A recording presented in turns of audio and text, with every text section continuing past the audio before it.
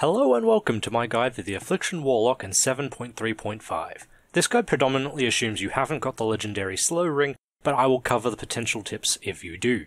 The Affliction challenge is thwarting the twins. I am aware that in the past there are a couple cheese strats that have made this fight much easier. The two strats that I did know of involved 1. Tricking Karam into targeting your Infernal instead of you and avoiding having to move the entire first phase, and a second one where you feared him at just the right percentage, so when he finished the Purgatory cast his health actually didn't regenerate. You could do a tiny amount of damage and resume the fight with Raced.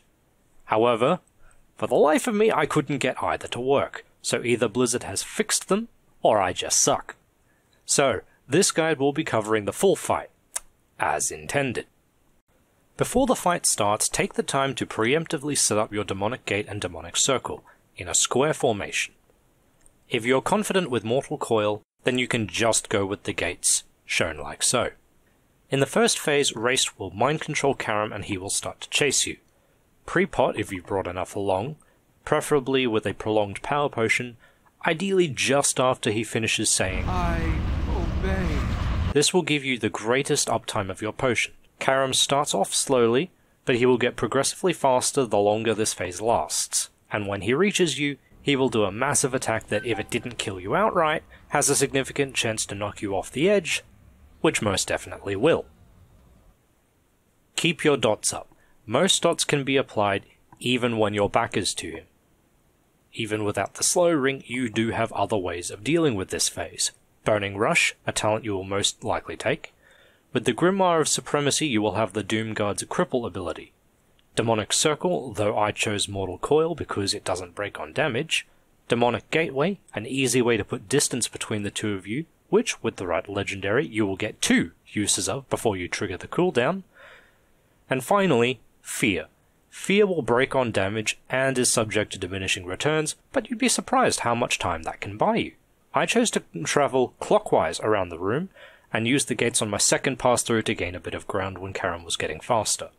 With Mortal Coil, it is also possible to jump, spin, cast, land, and then continue running if you time it right and don't lag. Once Karam reaches 30% he will become invulnerable, as well as untargetable, and begin regenerating health. Raced will now be attackable, so switch target and begin doing as much damage as possible. Drums, cooldowns, whatever. The more damage you can do to him now will make later phases easier.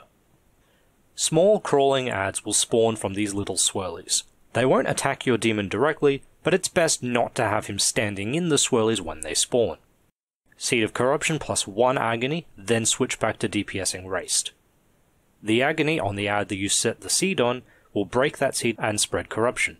Seed does not break on its own, and this will allow you to focus on your priority target.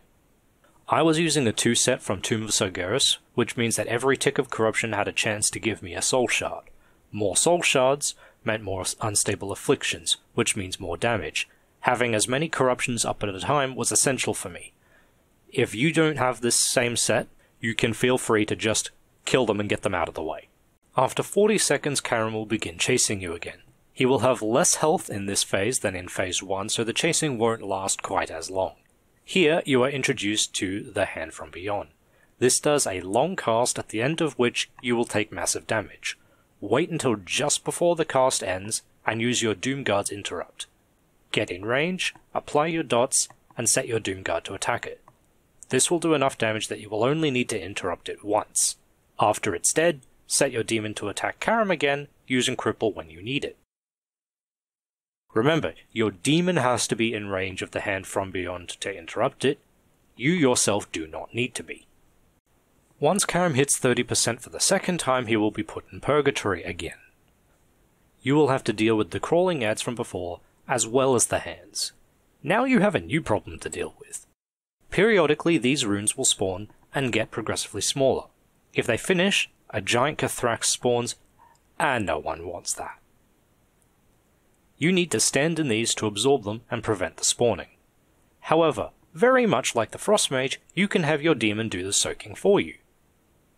Once Purgatory ends, Karam begins chasing for the third and final time. You have two options here. The challenge is to kill Raced, so you can totally ignore Karam entirely and just get Race down and finish the challenge. Or you can kill Karam first, then focus Race.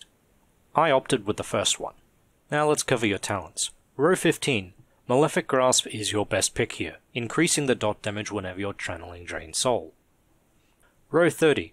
Absolute Corruption makes your Corruption dot do more damage, as well as permanent. I took this one so I had one less button to worry about, and if you have the slow ring, well, I'll get to that synergy later. Row 45. I took Demonic Circle originally to put more space between Karam and myself, but as I did the challenge and got better at it, I opted for Mortal Coil. Mortal Coil not only makes him act as if he's feared, it gives you 4 seconds, you can be instant cast, and it gives you health back. Howl of Terror can be used to deal with the crawling ads in one lump if you need to keep them off of the runes, although I don't find them quite as useful as Mortal Coil. Although, if you have the slow ring, it's not like any of these are going to add much. Row 60. You'd think reading the tooltip that Sow the Seeds would be your best pick here, but the crawling ads are not particularly fast and are easily avoided. More to the point, I needed them alive to continue generating corruption, so I didn't want them to die quite so quickly. Your picks here should be Phantom Singularity. When there are a lot of ads up and you're low on health, this will pick you back up. My suggested pick here is Soul Harvest. At 2 minutes on cooldown, you will likely get about 4 of these out, and the damage you do from them is not tiny. If you don't have the slow ring, you will appreciate the shorter chase periods. Row 75. Without slow ring, Burning Rush is your only choice. And if you have the slow ring, you can take Demon Skin or Dark Pact. But the on-use effect of Dark Pact would edge it out in front for me. Row 90. This fight is almost entirely single target, so Grimoire of Supremacy is your best pick in all situations. More to the point, you will be needing the Doomguard's cripple ability to help you without the slow ring. Row 100. Again, without the ring, Siphon Life. Siphon Life will be used to offset the damage taken by Burning Rush, and if you have the ring, then Soul Conduit. Karam becomes untargetable about 30%, and Race will not stay at that percentage for long, so Death's Embrace is a dead talent in this row, regardless of if you have the ring or not. There are several legendaries that would have been of great use here. Did I have the slow ring? No. Did I have the one that lets you use your gate twice? No. What about even a single Affliction-specific legendary that would increase my output? Also no. So, what is this slow ring I've mentioned so often? Sacrilash's Dark Strike. Without any doubt in my mind, the best legendary for this fight, all but trivializing it. It makes your corruption do more damage, as well as slow the speed of anyone who has it by 60%. With the absolute corruption talent, you will never need to worry about things ever reaching you, because you will have a permanent 60% slow on everything.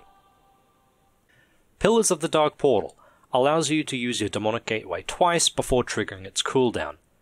Not exactly the most useful legendary, but when you're running out of space and need to get distance between you, the ability to use that gate twice rather than once can be very useful. Sephuz. Applying a loss of control, like a Fear, Mortal Coil, Howl of Terror, will increase your haste as well as movement speed. It also procs off of interrupts. Prydaz, Zavaric's Magnum Opus. The shield provided by this will allow you a lot more wiggle room for mistakes, allowing you to survive being hit by Karam's killer uppercut. Don't, however, think that the shield will absorb damage from Burning Rush. It doesn't. Hood of Eternal Disdain. Of all the Affliction legendaries, currently the one best for overall damage, making your agony do its full damage quicker. As opposed to the last few guides, there are comparatively fewer tips and tricks I can give you here, but let's go through what I know anyway. The 2 talents I suggested are your best method of dealing with Karam, but it's important to note that he is susceptible to Fear. If you're using Sephuz, this will proc the speed increase. However, Fear breaks on damage, so I'd only use it if 2 conditions are met. 1. You have enough time to get the cast off before he reaches you. This is important. And B. your dots are about to, or have just, run out. The last thing you need is a fear to break immediately due to dot damage. Turn off autocast for Cripple. You will only want it used when you want it used, and with it auto-toggled, your Doom Guard will cast it whenever he can. Further, it may be useful to put them on defensive and keybind the attack target. That way, you can force them to attack exactly the thing you're after, not have them spend the fight running about attacking the wrong thing, or not attacking at all. The huge adds spawned in by the runes are able to be banished. You can only have one banished at a time, but this means you can all but ignore the first one and instead use that time to do damage to Raced, as you can see in my kill video. You can swap demons in the time when Karam is not chasing you to better deal with the voidlings that chase you. Your Infernal has an AoE stun you may find useful, just remember to have your Doom Guard back up when Karam begins chasing you again. That cripple is immensely useful. And with that you've earned your base skin. The other 3 Recolours are earned from killing Kil'jaeden on Heroic Tomb of Sargeras, winning 10 rated battlegrounds, and for defeating each of the Legion dungeon bosses, all with a Mage Tower skin active. It doesn't necessarily need to be the base skin, just as long as it is a Mage Tower skin. Blizzard have confirmed that the Recolours will be available to earn post-Legion, the base Mage Tower will not. You only have about 4 to 5 more cycles of the Mage Tower at the time of this video before they're unobtainable.